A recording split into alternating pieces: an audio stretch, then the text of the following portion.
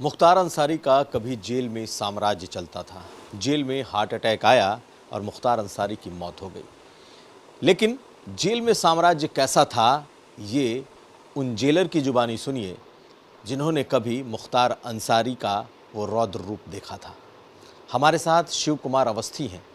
जब वो लखनऊ जेल में जेलर हुआ करते थे, तब मुख्तार अंसारी को लाया गया था और मुख्तार अंसारी ने क्यों इन पर पिस्टल तान दिया था, हम सीधे शिव कुमार अवस्थी से ही सुनते हैं। स्वागत है अवस्थी जी।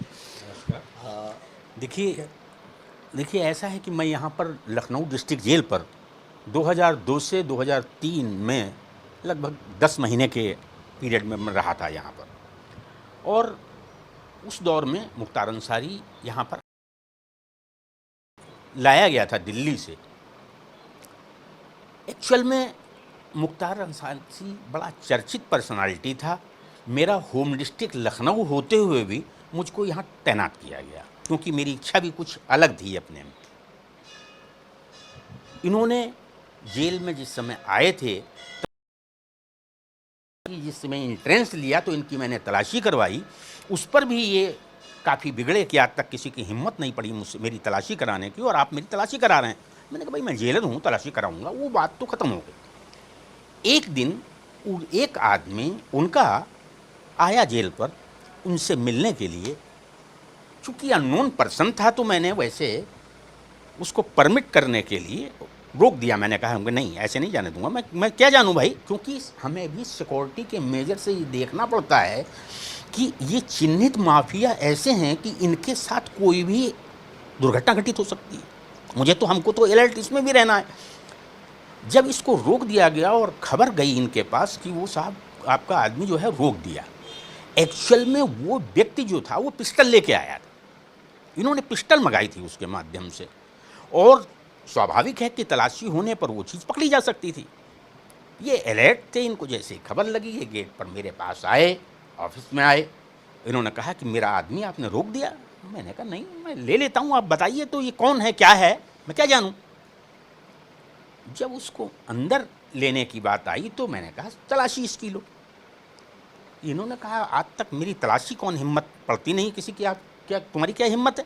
मैंने कहा भाई मैं जेलर हूँ, यहाँ पर कोई भी आदमी को मैं इस तरह से निर्द्वंद नहीं जाने दे सकता। उसके बाद ये ताव में आ गए। इन्होंने एकदम से ही कहा कि मेरे ये 2 आदमी आ रहे हैं, इनको रोक के दिखाइए हिम्मत हो तो। मैंने कहा इनकी हिम्मत हो तो ये आगे बढ़ के दिखा दें। बात बढ़ गई। इतने में ही उन्होंने कहा कि बाहर निकल के दिखाओ, मूछ मुड़ा दूंगा। मैं बाहर निकलने लगा। संजीव महेश्वरी जीवा भी उस समय वहीं बंद था, वो भी पकड़ने लगा मुझे। लोग बाग मेरे भी मुझको रोकने लगे, इनको भी पकड़ने लगे। इन्होंने तुरंत उससे पिस्टल लेके निकाल दी और मुझ पर तान दी। पिस्टल तानना था या पिस्टल तान तो दी, लेकिन ये खुद कांपने लगे। लोग बाग इनको पकड़ के ले गए। इनका डॉक्टर बुलाया गया, बीपी हाई हो गया इनका, खाना नहीं खाया इन्होंने।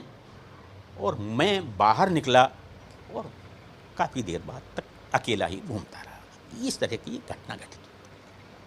तो क्या ये जो ये वाकया हुआ, ये गुस्से में हुआ या इस मिजाज का ही आदमी था कि ये कभी भी किसी पे बात ना कोई माने तो पिस्टल निकाल दे, तान दे? देखिए माफिया की तो फितरत ही यही है कि जब तक अपना भौकाल नहीं बनाएंगे तब तक उन्हें कौन पूछेगा। चाहे अतीक जी हों, अतीक मियाँ जो अभी मारे गए हैं, मैं भोगा हुआ हूँ उनका। मेरा प्रमोशन नहीं हो पाया उसमें। एक आदमी जेल के अंदर ख़त्म हो गया। इस व्यक्ति ने मिड डे पोस्टमार्टम करवाया उसका, और पोस्टमार्टम में डॉक्टरों के द्वारा 6 मेजर इंजरी दिखाई, जिसमें हेड इंजरी से डेथ दिखाई। आप समझिए कि जिसका अब तक खामियाजा मैं भोगता रहा। तो देखिए अति कहीं पर भी वो नहीं होती, लेकिन माफिया का यही मिजाज होता है कि एक अपना भौकाल बनाएं, माहौल बनाएं। यही इनकी कार्रवाई थी। आप पर पिस्टल ताना और खुद कांपने लगे? हाँ, वही स्वाभाविक है। जेल के अंदर देखिए झटके में आदमी कोई कार्य तो करता है, लेकिन फिर वो दूर तक सोचता है कि इसके परिणति क्या होगी, आगे क्या परिणाम होंगे। वो मतलब उनको लोग बाग रोकने लगे कि क्या हो रहा है, क्या हो गया। मुझसे कहने लगे वो संजीव भी कहने लगा, जीवा भी, कि अरे भैया इतने नाराज़ कभी नहीं हुए, कुछ हो जाएगा। मैं उसकी बैकग्राउंड और बताऊं, इसी जेल पर उस समय आर.के. तिवारी सुपरिटेंडेंट हुआ करते थे, उनका मर्डर हुआ था। R K. Tiwari superintendent, governor house के पास हुआ, चर्चित प्रकरण रहा था, इसी जेल पर सुपरिटेंडेंट थे। यहीं पर जेलर अशोक गौतम हुआ करते थे, उनका मर्डर हुआ था। तो जेल पर इन सब चीज़ों का एक दहशत बनी हुई थी, माहौल बना हुआ था कि हर आदमी प्रेशर में रहता था। जब ये घटना घटित हुई और मैं इसने कहा कि मैं मुंह मुड़ा दूंगा, बाहर निकल के दिखाओ। मैं बाहर निकला, मेरे लोग बाग कहने लगे कि आप अकेले नहीं जाएंगे। मैंने कहा नहीं, मैं आज अकेले ही जाऊंगा। और मैं अकेले ही गया और 1 घंटे तक मेरा ये पैतृक मकान है जहाँ पर बैठा हूँ मैं, ये उस समय भी था। मैंने बताया कि मेरा होम डिस्ट्रिक्ट लखनऊ है, मैं यहीं आता, मकान बन रहा था उस समय, मैं यहीं घूमता रहा, 1 घंटे बाद घर गया। तो ये व्यक्ति एक माहौल बनाने के लिए यही सब चीज़ें हैं, रुतबा ऐसे ही बनता है। अब ये बताइए कि जेल में ही एक तरीके से मौत हुई, जेल में ही तिल तिल करके जीवन गुजरा है और अस्पताल जाते जाते मौत हो गई।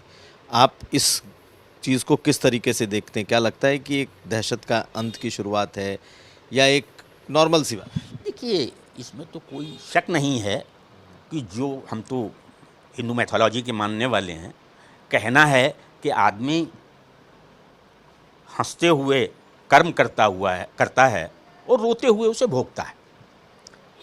परिणति अति तो कहीं किसी भी चीज़ की कहीं तो इंड होना ही होना। इनकी बद्दुआएं बहुतों की लगी हुई थी, कैसी थी, मैं उसी घटना के क्रम में बता रहा हूं कि मुझ पर बड़ा दबाव पड़ा कि आप इसमें साइलेंट हो जाइए, कुछ मत करिए। किसका दबाव? नहीं, नेताओं का, अधिकारियों का, अवॉइड करिए, कहाँ चक्कर में पड़े हैं, कुछ हो जाएगा, आप कौन पूछने वाला आपको रहेगा, नाना प्रकार के हर तरह से दबाव पड़ा। लेकिन मैंने तय कर लिया, मैंने आईजी को इंटीमेट किया, आलमबाग थाने में एफआईआर दर्ज कराई उस समय मैंने, और इनको उस समय मायावती जी की सरकार थी, इनको यहाँ से दिल्ली ट्रांसफ़र किया गया। तो ये तो है ही है, और अति तो किसी की ज़्यादा दिन नहीं चल पाते। तो आपको लगता है कि उत्तर प्रदेश में भी दहशत का अंत हुआ है, अब लोग सिर नहीं उठाएंगे जिस तरीके से चीज़ें हुई? देखिए, बहुत कुछ डिपेंड करता है सरकार पर।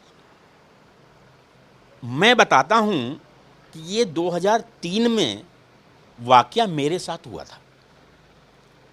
और इत्तफाक देखिए, 2010 में मुझको गाजीपुर ट्रांसफ़र किया जाता है।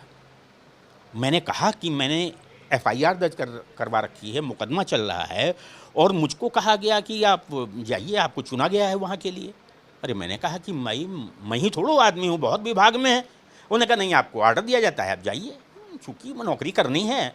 मैं गाजीपुर गया, 3 साल रहा मैं। 10वें दिन अलार्म हुआ वहाँ पर, भयंकर लाठीचार्ज हुआ, 18 गैंगस्टर जेल के अंदर लगाए गए लोगों पे, और वो माहौल बना कि मैं वहाँ 3 साल रहा। बैठने को कह दीजिए आदमी से तो लेट जाए, पोजीशन ये हो पैदा हुआ। मायावती की सरकार? फिर तो नहीं अखिलेश जी की सरकार, उस समय अखिलेश जी की, उस देखिए वो तो कृत्य उनके थे, मैं जो भी था, मेरा जो कार्रवाई थी, भाई हम कहाँ तक इस बारे में सोचते रहेंगे। एक बात जो और आपने बताई कि हमको बंदी की सुरक्षा भी देखनी जरूरी है। जेल के अंदर की एक लिमिट है, एक समय सीमा है, वहाँ तक तो आदमी अपने को धैर्य रख सकता है, उसके बाद धैर्य टूटता रहता है।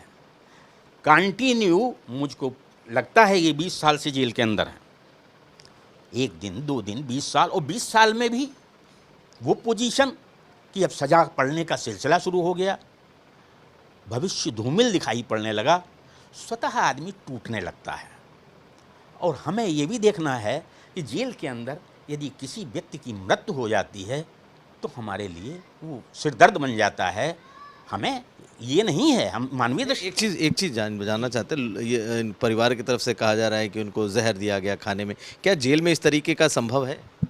देखिए, जेल में ये कहना मैं नहीं ठीक मानता, क्योंकि हमको अपनी स्किन देखनी है भाई, हम बच जाएंगे।